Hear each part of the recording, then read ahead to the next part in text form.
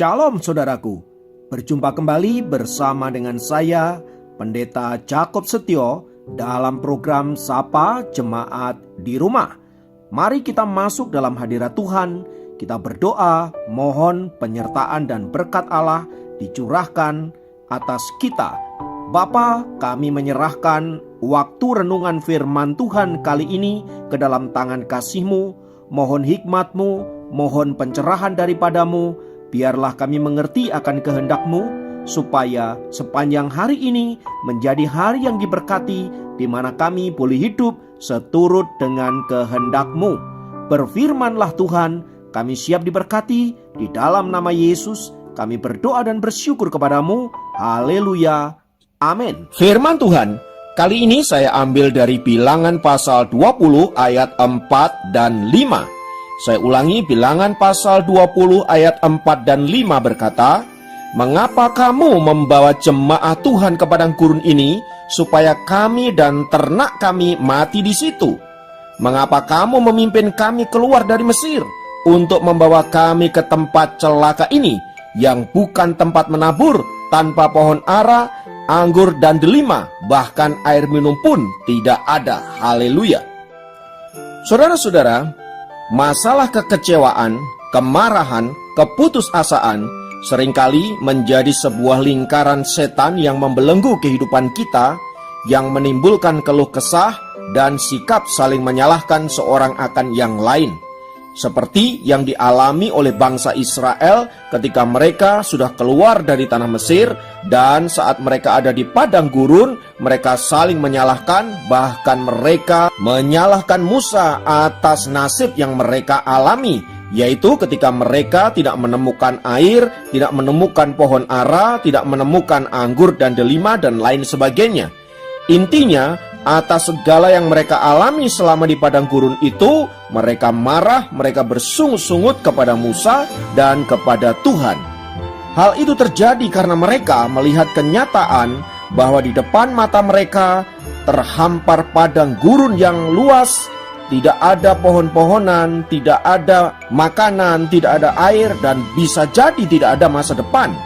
Lalu di mana janji Tuhan yang mengatakan bahwa mereka akan menduduki suatu negeri yang berlimpah dengan susu dan madu, sementara faktanya mereka ada di padang gurun dan berputar-putar di situ saja? Atas hal itu, saudara-saudara, mereka marah kepada Musa dan marah kepada Tuhan. Mereka mempertanyakan, di manakah Tuhan saat situasi seperti ini terjadi? Dan benarkah Tuhan yang menuntun mereka keluar dari tanah Mesir? Benarkah semua ini atas kehendak Tuhan dan lain sebagainya? Lalu apakah setelah mereka bersungut-sungut, marah, menggerutu, situasinya berubah menjadi lebih baik? Lalu Tuhan memberikan pertolongannya dan memberikan berkat-berkatnya? Ada kalanya demikian. Tapi tak jarang Tuhan membiarkan mereka ada dalam kondisi seperti itu. Mengapa itu semua dilakukan oleh Tuhan? Semua itu dilakukan untuk membentuk dan memproses sikap hati dan iman percaya mereka kepada Allah Yehova. Apakah mereka sungguh-sungguh percaya kepada penyertaan Allah? Apakah mereka sungguh-sungguh percaya akan kemahakuasaan Tuhan? Atau mereka hanya memikirkan masalah mereka sendiri, perut mereka sendiri, keinginan mereka sendiri? Itulah sebabnya, saudara-saudara, kadangkala Tuhan membiarkan bangsa Israel ada di dalam kesulitan di padang gurun, dan Tuhan sengaja membiarkan mereka sedemikian rupa.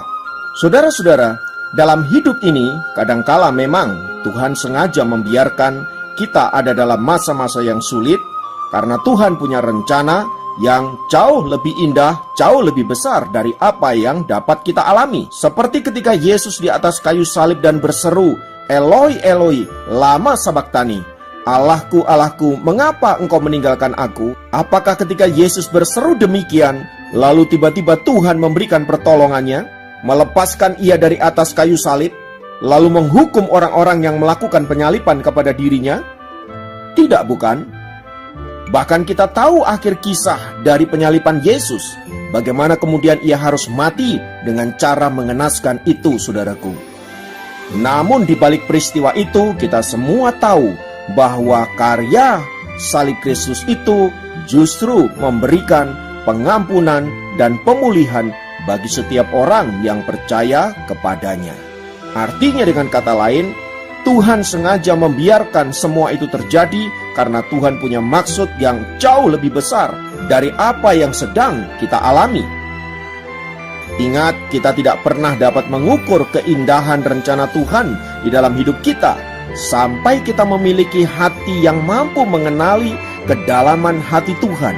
Artinya, kita tidak menilai Tuhan berdasarkan apa yang kita alami, melainkan memberi tempat sepenuhnya bagi Tuhan untuk menyatakan dirinya melalui situasi yang kita alami tersebut. Karena sekali lagi, Tuhan punya rencana yang jauh lebih indah, jauh lebih besar dari apa yang dapat kita pikirkan dan kita bayangkan. Bisa jadi hal itu terjadi karena Allah ingin agar kita keluar dari zona nyaman kita dan membawa kita untuk naik ke level yang lebih tinggi, lebih sulit, tetapi juga lebih besar.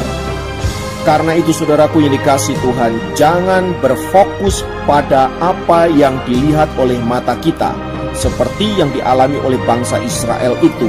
Kalau itu kita lakukan, maka yang lahir hanyalah sungut-sungut, yang lahir hanyalah kemarahan, yang lahir hanyalah kekecewaan dan keputusasaan. Tetapi mari kita lihat tangan Tuhan dan rencana Tuhan yang jauh lebih indah, supaya ketika kita mengalami situasi-situasi itu, kita dapat menjalaninya dengan tabah dan dengan satu keyakinan bahwa pada waktunya Tuhan akan memberikan pertolongan dan membawa kita untuk next level, menjadi anak-anak Tuhan yang lebih dahsyat dari sebelumnya. Haleluya. Biarlah firman Tuhan ini menguatkan dan meneguhkan kita sekalian agar kita tidak menyerah saat kita ada dalam kondisi dan situasi yang sulit, melainkan tetap bersemangat, tetap berpengharapan, dan senantiasa hidup berkemenangan. Mari kita berdoa. Bapa, dalam nama Yesus, biarlah firman-Mu senantiasa menguatkan kami dan meneguhkan kami, menjadikan kami anak-anak Tuhan yang kuat, yang kokoh. Dan kami boleh senantiasa berjalan dalam kehendak dan rencana-Mu, dan menjalani hidup ini dengan sukacita karena kami tahu Engkau beserta kami dan Engkau sedang membawa kami untuk naik ke level yang lebih tinggi. Terima kasih Tuhan, terpujilah nama-Mu kekal selama-lamanya. Dalam nama Yesus kami berdoa, haleluya, amin. Demikian program Sapa Jemaat kali ini. Sampai jumpa dalam program Sapa Jemaat yang lain. Tuhan Yesus memberkati.